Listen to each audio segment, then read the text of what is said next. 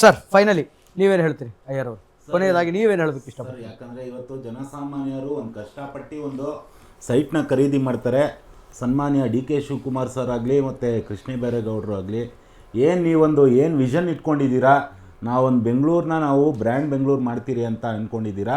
ದಯವಿಟ್ಟು ಅದಕ್ಕೆ ನೀವು ಬಂದುಬಿಟ್ಟು ಮೂಲಭೂತ ಸೌಕರ್ಯಗಳಾದ ರಸ್ತೆ, ನೀರು, ಟ್ರಾಫಿಕ್ ಸಮಸ್ಯೆ ಮತ್ತು ಪಬ್ಲಿಕ್ ಟಾಯ್ಲೆಟ್ಸ್ ಇವತ್ತು ಬೆಂಗಳೂರಲ್ಲಿ ಸುಮಾರು ಒಂದು 400ರಿಂದ 700 ಇದೆ. ಯಾವುದೇ ಒಂದು ಪಬ್ಲಿಕ್ ಟಾಯ್ಲೆಟು ಒಂದು ಸೇಫ್ ಆಗಿಲ್ಲ, ಯಾವುದೂ ಒಂದು ನೀಟಾಗಿಲ್ಲ.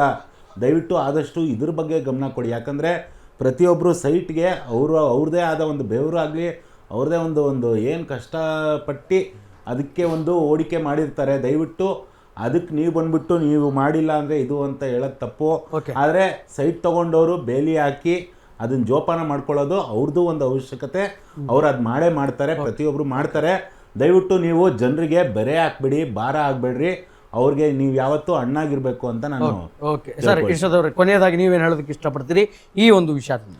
ಮಾನ್ಯ ಮುಖ್ಯಮಂತ್ರಿಗಳು ಮತ್ತು ಇವತ್ತು ಬೆಂಗಳೂರಿನ ಸಚಿವರಾದಂಥ ಅಭಿವೃದ್ಧಿ ಸಚಿವರಾದಂಥ ಮಾನ್ಯ ಕೃಷ್ಣ ಬೈರೇಗೌಡರು ಇವತ್ತು ಒಂದು ಕ್ರಾಂತಿಕಾರಿಯಾದಂಥ ಒಂದು ಹೆಜ್ಜೆಯನ್ನು ಇವತ್ತು ಇಟ್ಟಿರುವಂಥದ್ದು. ಯಾಕೆಂದರೆ ಸರ್ಕಾರದ ಕಾರ್ಯಕ್ರಮಗಳಿಗೆ ಸರ್ಕಾರ ತನ್ನ ಏನು ನಿಲುವಿದೆ ಅದರ ಜೊತೆಯಲ್ಲಿ ನಾಗರಿಕರು ಕೈ ಜೋಡಿಸ್ಬೇಕಾಗುತ್ತದೆ.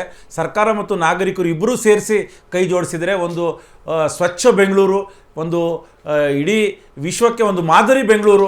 ಯಾಕೆಂದರೆ ಇವತ್ತು ನಾವು ಉದ್ಯೋಗದಲ್ಲಿ ಮತ್ತು ಬೇರೆ ಬೇರೆ ರೀತಿಯಲ್ಲಿ ನಾವು ಬೆಂಗಳೂರನ್ನು ಇಡೀ ವಿಶ್ವಕ್ಕೆ ಇವತ್ತು ಪರಿಚಯಿಸಿರುವಂಥದ್ದು. ಅದೇ ರೀತಿ ಒಂದು ಸ್ವಚ್ಛತೆಯಲ್ಲೂ ನಾವು ಬೆಂಗಳೂರನ್ನು ಒಂದು ಬ್ರ್ಯಾಂಡ್ ಬೆಂಗಳೂರು ಅಂತ ಅವ್ರದ್ದೇನು ಕನಸಿನ ಕೂಸಿದೆ ಅದನ್ನು ಮಾಡಬೇಕಾದ್ರೆ ನಾಗರಿಕರು ಅದಕ್ಕೆ ಕೈ ಜೋಡಿಸ್ಬೇಕಂತ ನಾನು ಕೇಳ್ಕೊಳ್ತೇನೆ. ಓಕೆ, ಆತ್ಮಾನಂದ ಅವರೇ ಫೈನಲಿ ನೀವೇನು ಹೇಳ್ತೀರಿ? ಮೊದಲಿಗೆ ಡಿ ಕೆ ಶಿವಕುಮಾರ್ ಅವ್ರಿಗೆ ಸೈಟನ್ನು ನಾನು 5 ವರ್ಷದಲ್ಲಿ ನೀವು ಕಟ್ಟಲಿಕ್ಕೆ ಆಗಲಿಲ್ಲ ಅಂದರೆ ನಾನು ಬಡ್ಡಿ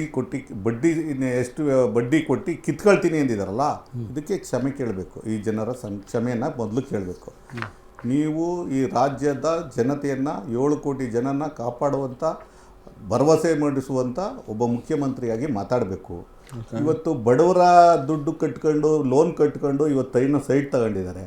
ಅವ್ರು ಕಟ್ತಾರೋ ಬಿಡ್ತಾರೋ, ನೀವು ಅವ್ರ ಸೈಟ್ಗಳು ಕ್ಲೀನಾಗಿಲ್ಲ, ಅವರು ಒಂದು ಕಾಂಪೌಂಡ್ ಹಾಕಬೇಕು ಅಂದರೆ ಅವ್ರಿಗೆ ಗಡುವು ಕೊಡಿ, ಕಾಲಾವಕಾಶ ಕೊಡಿ. ಮತ್ತು ಅದಕ್ಕೆ ಸಮರ್ಪಕವಾದ ಏನಾರು ಆ ಥರದ ಘಟನೆಗಳಿದ್ರೆ BBMP ನೋಟಿಸ್ ಹಾಕುವಂಥದ್ದು ಮಾಡಿ. ಅದನ್ನು ಬಿಟ್ಟು ನೀವು ಏಕಾಏಕಿ ಅವರ ಪರಿಸ್ಥಿತಿಗಳು ಹೇಗಿರುತ್ತೋ, ಇವತ್ತಿನ ನಿಮ್ಮ ಸರ್ಕಾರದಲ್ಲಿ ಜೀವನ ಮಾಡೋದೇ ಕಷ್ಟ ಆಗಿದೆ. ದುಬಾರಿ ಎಲ್ಲ ತೆರಿಗೆಗಳನ್ನು ಏರಿ ಇವತ್ತು ಎಲ್ಲ ವಸ್ತುಗಳು ದುಬಾರಿ ಮಾಡಿ ಇಟ್ಟಿದ್ದೀರಿ.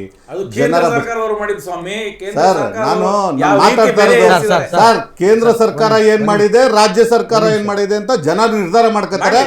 ಆದ್ರಿಂದ ಇನ್ನು 5 ವರ್ಷ ಆದಮೇಲೆ ಹೇಗಿದ್ರು ಸೈಟ್ ಕಿತ್ಕೊಳ್ತಾರಲ್ಲ ಡಿ ಕೆ ಶಿವಕುಮಾರ್ ಅವರು, ಮೊದಲು ಈ ಸರ್ಕಾರ ಬರುತ್ತಾ ಇಲ್ವಾ ಅಂತ ನೋಡ್ಕೊಳ್ಳಿ. ಜನ ಇವ್ರಿಗೆ ಮರಣ ಶಾಸನ ಬರೆದಿಡ್ತಾರೆ. ಈ ಒಂದು ನಿಟ್ಟಿನಲ್ಲಿ ಇವತ್ತು ಬಡವರು ಬದುಕಲಿಕ್ಕಾಗದೇ ಇರುವಂಥ ಯೋಜನೆಗಳನ್ನು ಬೆಂಗಳೂರಿನಲ್ಲಿ ಮತ್ತು ಇವತ್ತು ಅಂಗನವಾಡಿಗಳಿಗೆ ಮೊಟ್ಟೆ ಕೊಡೋಕ್ಕೆ ಕಾಸಿಲ್ಲ ಇವ್ರ ಹತ್ರ.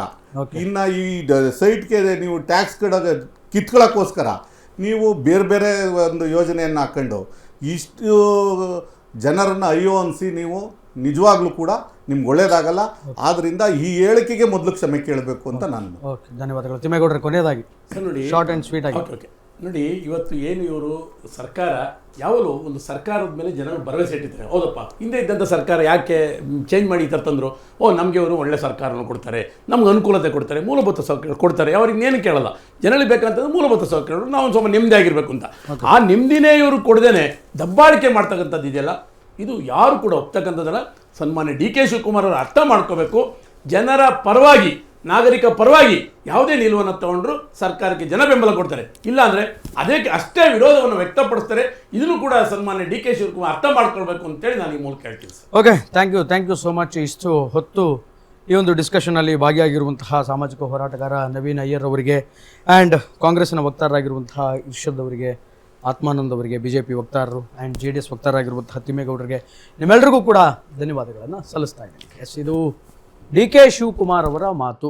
ಅಂದರೆ ಎಲ್ಲೋ ಒಂದು ಕಡೆ ಬೆಂಗಳೂರನ್ನು ಕ್ಲೀನ್ ಸಿಟಿಯನ್ನಾಗಿ ಮಾಡಬೇಕು ಅನ್ನುವಂಥ ಉದ್ದೇಶದಿಂದ ಈ ಒಂದು ಮಾತನ್ನು ಹೇಳಿದ್ದಾರೆ ಅನ್ನುವಂಥದ್ದು ಒಂದು ಕಡೆ ಕಾಂಗ್ರೆಸ್ ಪಕ್ಷದ ವಕ್ತಾರರ ವಾದ ಆಗಿದೆ. ಮತ್ತೊಂದು ಕಡೆ ಹಂಗೆ ಮಾಡೋದಕ್ಕೆ ಸಾಧ್ಯನೇ ಇಲ್ಲ.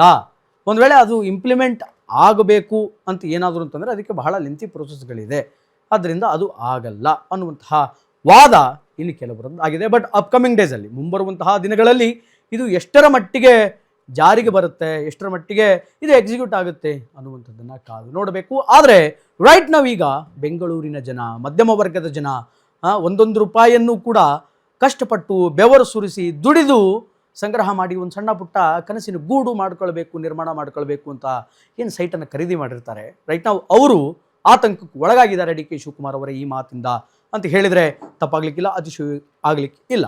ಒಟ್ಟಾರೆಯಾಗಿ ಇದು ಇವತ್ತಿನ ವಿಶೇಷ. ನಿರಂತರ ಸುದ್ದಿಗಾಗಿ ನೋಡ್ತಾ ಇರಿ ಅಶ್ವೇಗ ನ್ಯೂಸ್. ಇದು ಸತ್ಯಾನ್ವೇಷಣೆಯ ಓಟದಲ್ಲಿ.